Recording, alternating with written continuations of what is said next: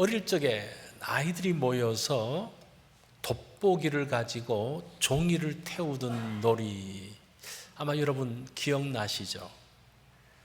잘 아시다시피 태양빛을 받아서 돋보기를 종이에 대면 종이에서 연기가 나고 거기에서 불이 피어오르게 됩니다. 저도 그것을 했을 때 얼마나 신기했던지요. 그 어릴 적에 정말 그 신기했던 것이 생생합니다. 여기서 중요한 것은 무엇인고 하니 돋보기가 좋은 게 아니라 초점이 정확하게 맞아야 됩니다. 초점이 맞지 않으면 절대 이 종이를 태울 수가 없습니다. 우리의 신앙도 마찬가지예요. 신앙은 하나님께 초점을 맞추는 겁니다.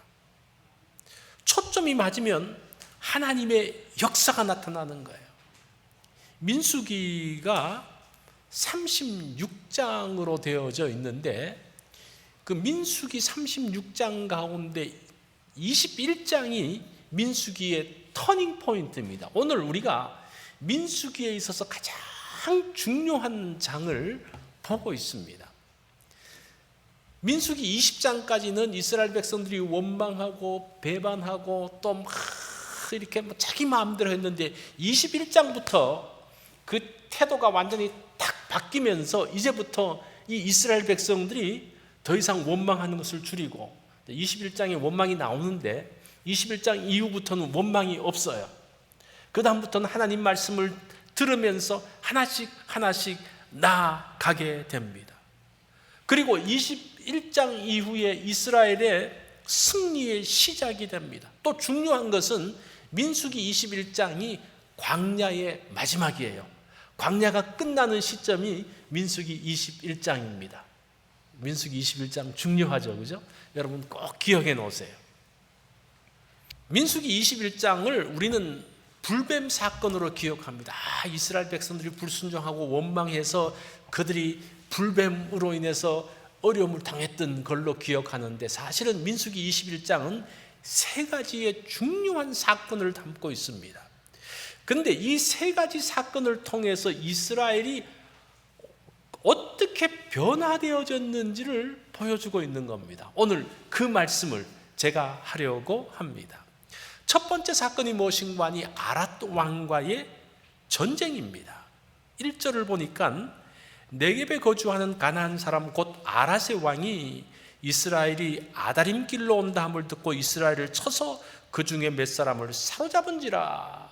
그곳에 살고 있던 아랏이라는 나라의 왕이 이 사람이 대단했던 것 같아요. 이스라엘이 오는 것들을 알고 그 다음에 딱 숨어 있다가 이스라엘을 딱 쳐가지고 갑자기 기습하면서 전쟁을 하니까 이스라엘이 패합니다.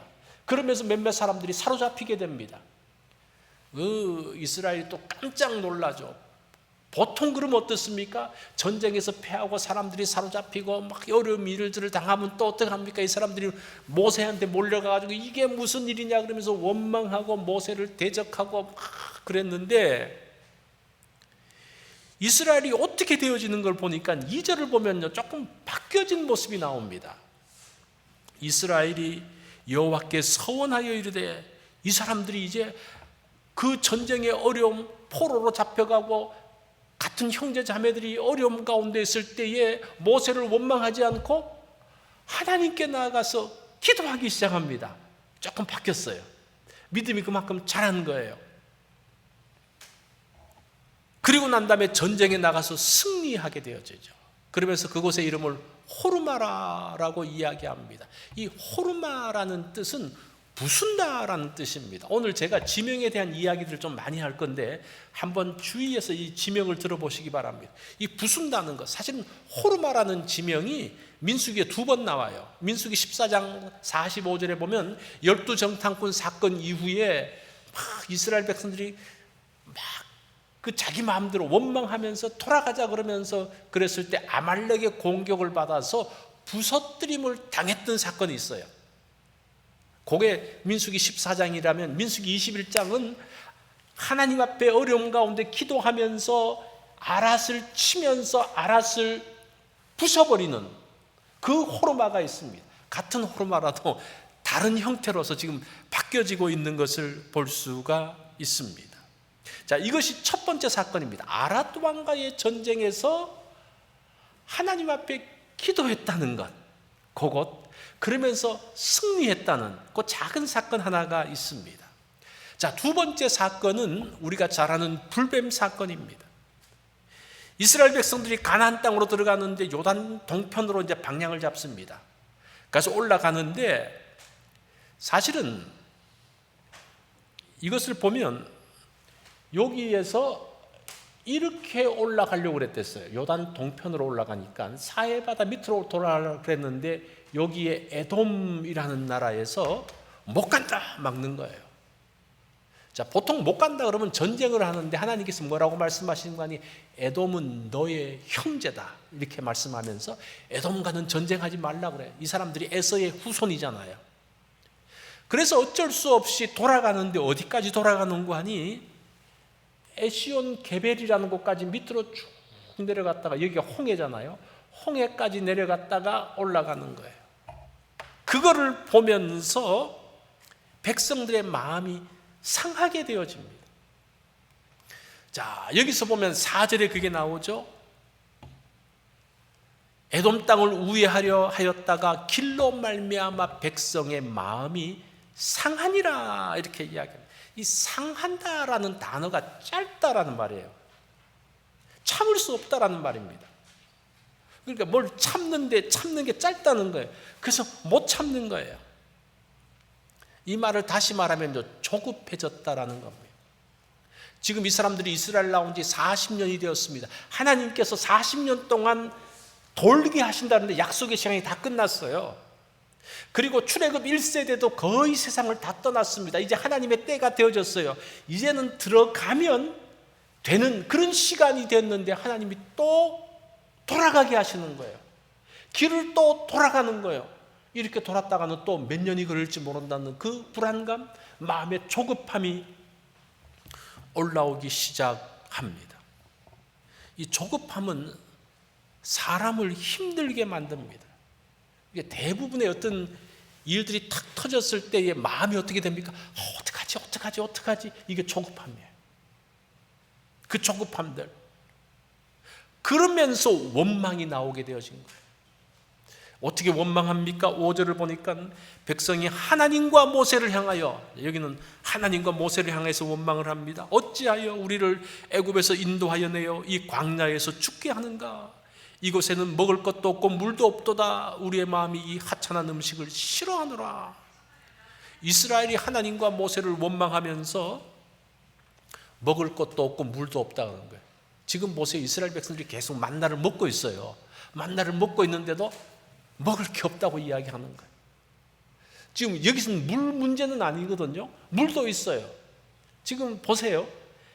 마음이 조급해지면요, 자기가 지금 먹고 있음에도 불구하고 먹지 않는다고 생각을 합니다. 그리고 자기가 먹고 있는 만나를 박한 식물이라고 이야기합니다. 이 하찮은 것들을 지금까지 먹는다는 그 마음 가운데 그냥 그 답답한 마음이 올라오기 시작을 합니다. 이 조급한 마음은 판단을 흐리게 만듭니다. 성경을 보니까요, 이 조급했던 사람들이 많아요. 아브라함이 조급해가지고 아들을 기다리다가 조급해가지고 어떤 일이 벌어집니까? 이스마엘을 낳게 되잖아요. 그죠? 하갈을 취해서 이스마엘을 낳게 되잖아요. 그것 때문에 지금 이스라엘이 지금까지 그 중동에서 지금까지 문제가 벌어지는 거예요. 그 조급함의 결과입니다. 다윗을 보십시오. 다윗 전에 모세를 한번 보죠. 모세는 40세의 살인자가 됩니다. 40세에 뭔가 그 애굽의 왕자로 있다가 뭔가 일을 하려고 그러다가 살인자가 되어지죠. 그러면서 도망자 신세가 됩니다. 그게 조급함의 문제예요. 다윗도 마찬가지입니다. 조급함이 다윗으로 범죄하게 만듭니다. 그것을 숨기려고 어떻게 합니까? 그 숨겨야 되는데 그 조급함 때문에 그 밧세바의 남편 충신이었던 우리아를 죽이게 되어지는 겁니다. 이 조급함의 문제는 굉장히 심각한 결과를 만듭니다. 자, 그런 이스라엘을 향해서 하나님께서 진노하시면서 불뱀을 보내십니다. 6절을 보면요, 뭐라고 말씀합니까? 여호와께서 불뱀들을 백성 중에 보내어 백성을 물게 하심으로 이스라엘 백성 중에 죽은 자가 많은지라. 이 불뱀이라는 것은 몸에 불타는 반점이 있는 뱀이라고 이야기합니다. 그 뱀에 물리면 강력한 독이 있습니다. 온몸에 퍼져서 죽게 되어집니다. 이미 많은 사람들이 죽었어요. 그 또 물린 사람들은 또 그 고통 가운데 있습니다. 그때 백성들이 모세에게 와서 요청을 합니다. 그런데 이 요청하는 이야기를 한번 잘 들어보세요. 이 사람들이 얼마나 또 좀 바뀌었는지를 보세요. 우리가 여호와와 당신을 향하여 원망함으로 범죄하여 싸우니 여호와께 기도하여 이 뱀들을 우리에게서 떠나게 하소서. 모세가 백성을 위하여 기도하며, 자, 불뱀에게 물려서 왔을 때에 모세한테 와가지고 잘못했다 그러는 거예요. 우리가 잘못했으니까 용서해 주세요. 이게 이제 변화의 모습이에요. 12정탐꾼 사건 때에 어떤 일이 벌어집니까? 또 모세를 대적했던 고라와 다단과 아비람 때 어떤 일이 벌어집니까? 경고를 해요. 그 잘못됐다고 이야기합니다. 지팡이들을 가져와서 향로를 갖고 와서 또 거기에서 하나님의 그 표적들을 보여주는데 그들이 믿지 않아요. 끝까지 믿지 않습니다.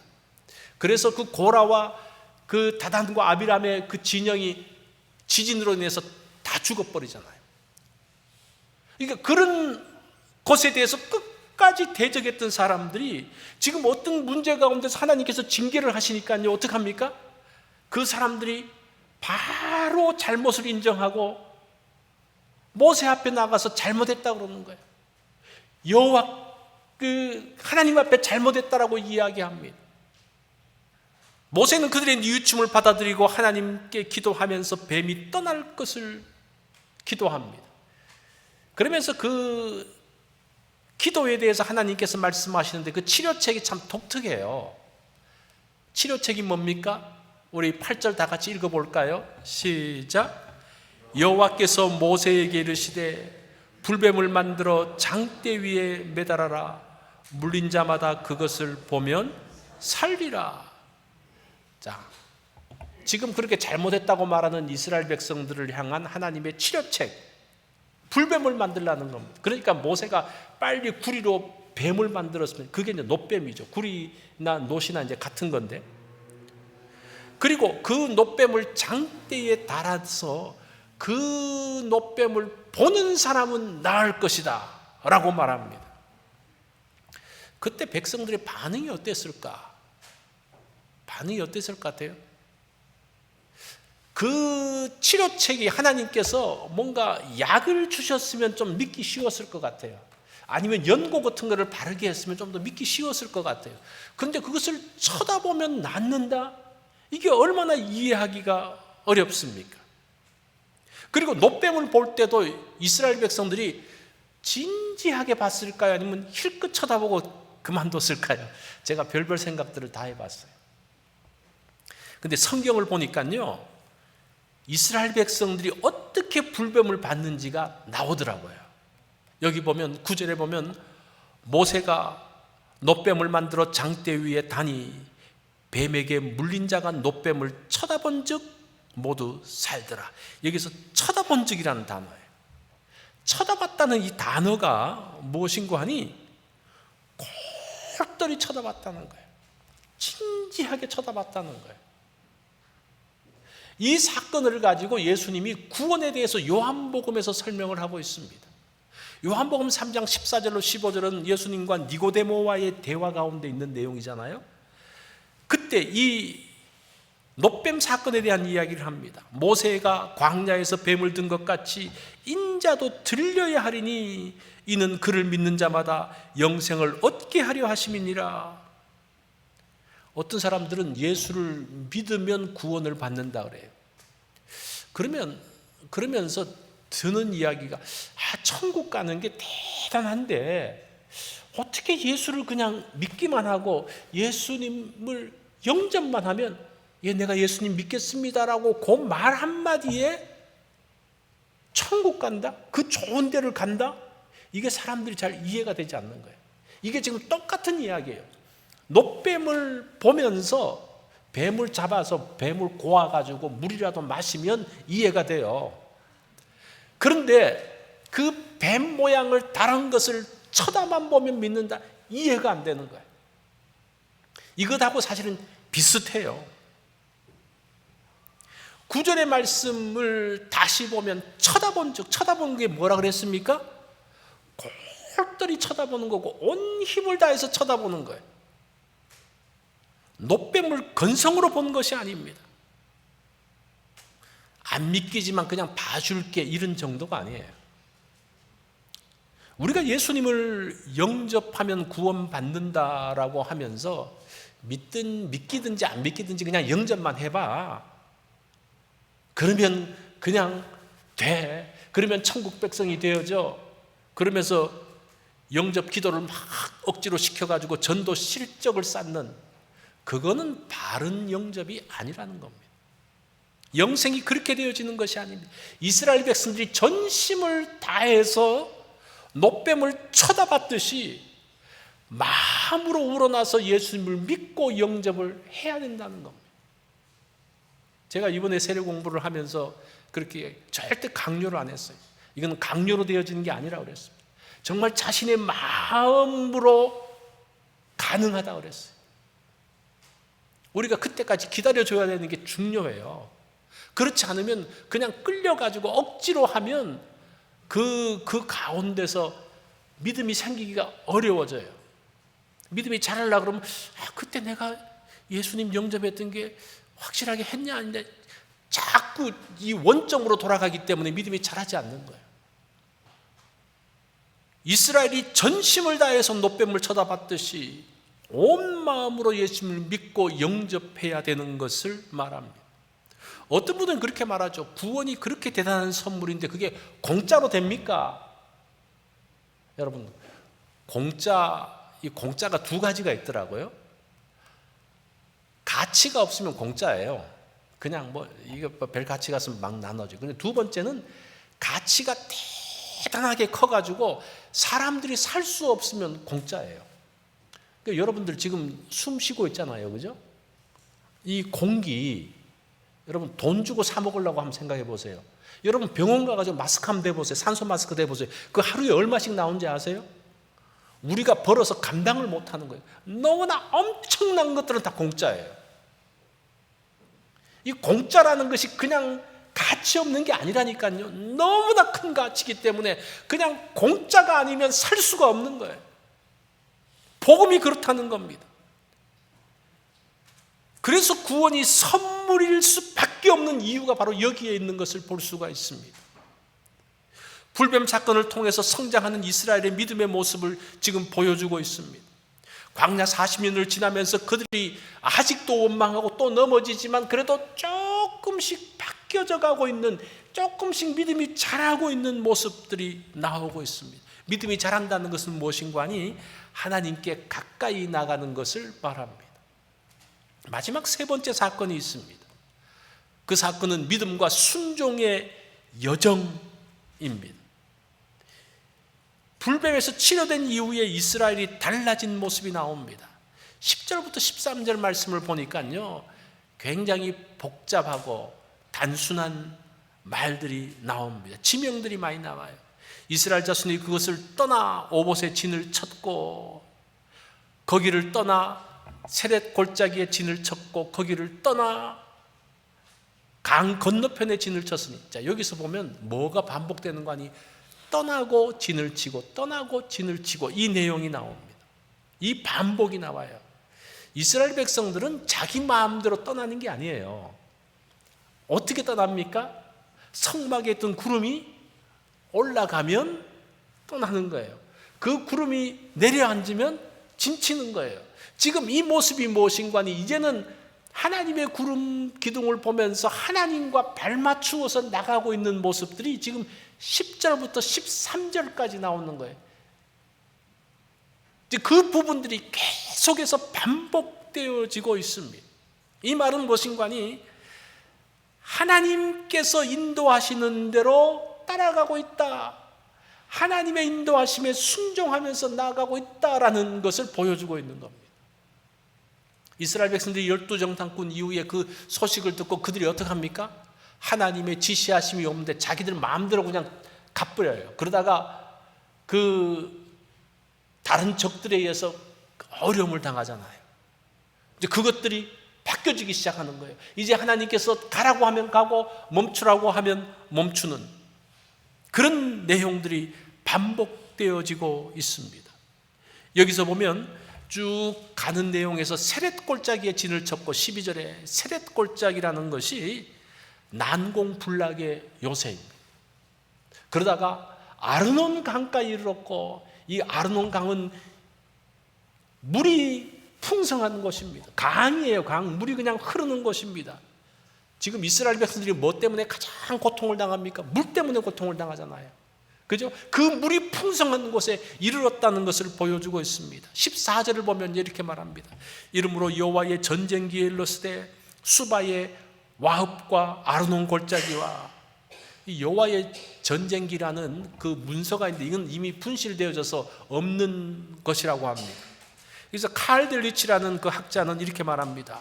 모세의 광야 여정 가운데 하나님께서 이스라엘 백성에게 베푸신 일들을 찬양할 목적으로 기록한 찬송시의 모음집이 여호와의 전쟁기라고 이야기를 합니다.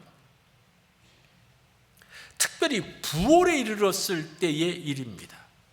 이 부올에는 우물이 있는 겁니다. 여기서는 많은 물이 나왔습니다. 그때 이스라엘이 하나님을 찬양했다.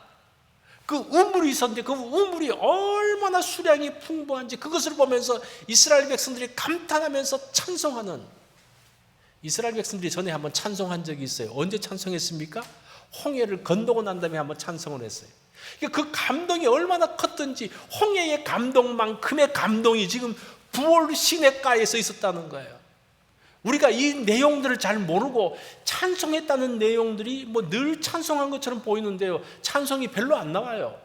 홍해 사건과 여기밖에 안 나와요. 그 정도의 감격이 부올 가운데 있었다라는 것을 말합니다. 부올의 우물을 18절에서 말하는데 뭐라고 말하는 거니? 이 우물은 지휘관들이 팠고 백성의 귀인들이 규와 지팡이로 판 것이로다 하였더라. 그들은 광야에서 맞다나에 이르렀고, 이 부올의 우물이 왕과 귀족들이 군침을 삼키는 것이에요. 물이 나오는 중요한 장소이기 때문에 지금 주변의 왕들이 그 땅을 차지하려고 그냥 계속 호시탐탐 노리는 그런 땅입니다. 그러니까 누군가가 그 땅을 차지했더라도 그 땅이 너무 좋으니까 또 다른 힘 있는 사람들이 오면 이 사람이 또 물러가고 다른 사람들이 오는 그런 중요한 땅, 그 중요한 땅을 누가 차지합니까? 이스라엘이 차지했다라는 그런 말이에요. 그러니까 그 정도가 되니까 그들이 찬송이 터져 나올 수밖에 없는 그런 땅입니다. 그러면서 19절에 보면 그들은 광야에서 맞다나에 이르렀고, 이 맞다나라는 말이 선물이라는 말인데 요거를 다시 조금 번역을 해보면, 그 원문을 참조해서 다시 번역을 해보면요, 이곳은 광야 같은 곳에서 선물 같은 곳이다. 그러니까 이 광야가 다 척박하고 정말 힘든 곳인데 이 땅은 광야에서 정말 선물처럼 준비되어진 놀라운 곳이다, 그런 말이에요. 그것이 바로 부활에 대한 설명이에요.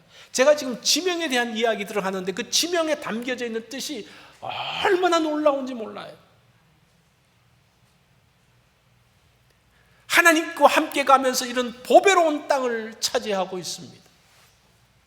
19절 말씀을 보면요, 맞다나에서 나할리엘에 이르렀고, 나할리엘에서 바못에 이르렀고, 그 다음에 도착한 곳이 나할레엘인데 이 뜻이 무엇인가 하니 하나님의 강, 신의 강이라는 그런 뜻이.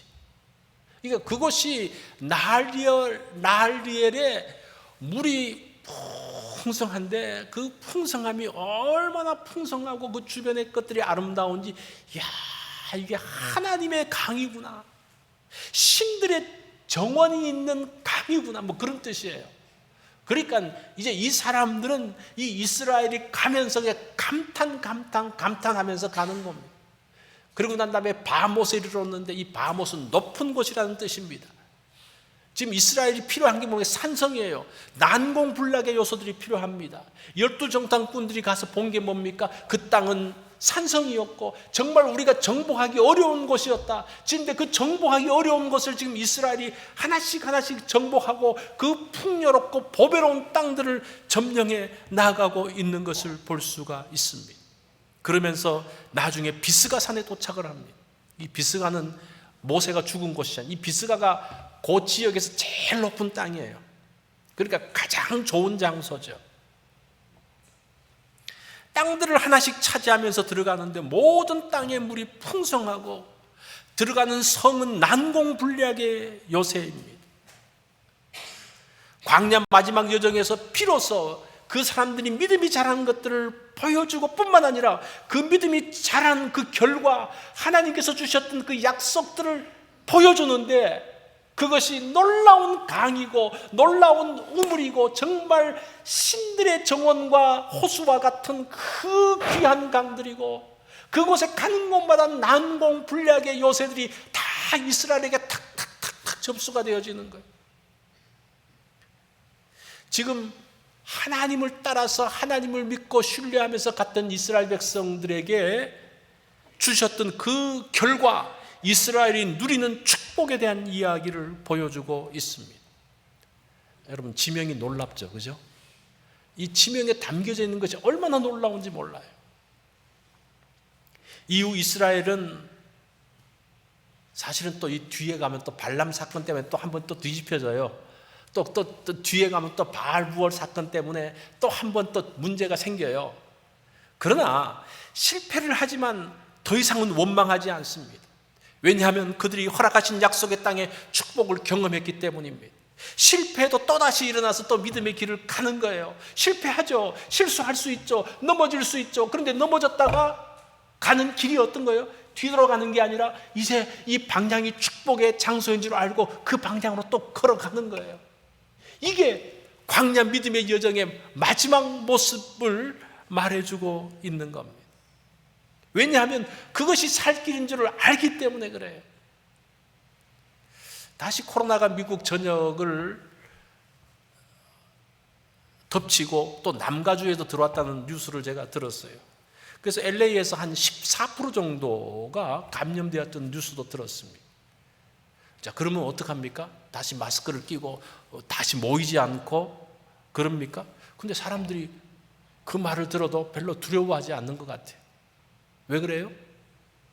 백신이 있으니까. 그리고 이제 그걸 경험해 봤으니까. 다시 회복할 수 있다는 확신이 있으니까. 물론 그래도 조심해야 돼요. 보세요. 똑같은 거예요. 우리가 어떤 부분들이 큰 문제들을 당했는데 그것을 경험해 보고 난 다음에 하나님께서 이스라엘 백성들을 그 큰 어려움 가운데서 그 이후에 어떻게 인도하신 것을 알고 난 다음에 하나님의 해결책을 보고 난 다음에 그 방향이 딱 정해지면요. 그것 때문에 조심해요. 또 감염되어지기도 해요. 아프기도 해요. 그렇지만 거기서 일어나서 어떡합니까? 다 산으로 들어가고 우리가 옛날처럼 다 모이기를 패하고 그렇게 하는 게 아니라 또 나의 일상의 원래의 생활들을 하는 거예요. 왜냐하면 그 길을 알기 때문에. 믿음의 여정도 마찬가지라는 겁니다. 이후에 실수하지만 다시 돌아가겠다고 원망하지 않습니다. 하나님의 약속이 분명한 것을 알기 때문에 이게 출애굽 2세대들이 믿음이 자랐다라는 증거입니다. 우리가 인생의 광야길을 가면서 실수하고 넘어질 수 있습니다. 그런데 이제는 다시 돌아가지 않습니다. 원망하지 않습니다. 왜냐하면 하나님의 약속이 분명하기 때문에 하나님과 보조를 맞추면 광야길을 완주하고 젖과 꿀이 흐르는 약속의 땅에 들어갈 수 있습니다. 우리 인생도 마찬가지예요. 실수하고 넘어지지만 믿음의 여정을 멈출 수가 없어요. 왜냐하면 그 마지막이 어딘지 우리의 목표점이 어딘지 알기 때문에 그렇죠. 그래서 여러분들이 넘어질 수 있어요. 그러나 염려하지 말고 다시 일어나서 우리의 목표점을 향해서 계속 함께 믿음의 여정을 이어가는 우리 성도들이 되어지기를 바랍니다.